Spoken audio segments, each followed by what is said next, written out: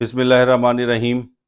آ- ناموں کے معنی کے سلسلے میں سب سے پہلے ہم نے دیکھا کہ ایشیا کے کیا معنی ہیں، اور وہ ہم نے پچھلی قسط میں دیکھا جو آپ دیکھ سکتے ہیں۔ آج ہم دیکھیں گے کہ یورپ کے کیا معنی ہیں۔ ایشیا اور یورپ جو ہیں یہ دونوں یونانی زبان سے نکلے ہیں۔ ایشیا کے بارے میں نے آپ کو بتایا تھا کہ اس کا مطلب ہوتا ہے مشرق، جبکہ یورپ کا مطلب جو ہے وہ ہے غروب ہونا یا مغرب۔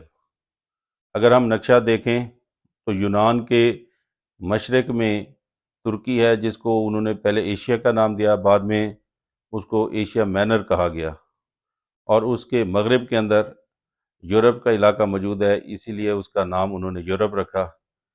یوروپا ایک شہزادی بھی تھی، اور جس کو زوس نے اغوا کیا تھا، وہ ایک یونانی میتھالوجی کی ایک کردار ہے، لیکن بہرحال یورپ کا مطلب جو ہے وہ غروب ہونا یا مغرب ہے۔ Thank you very much.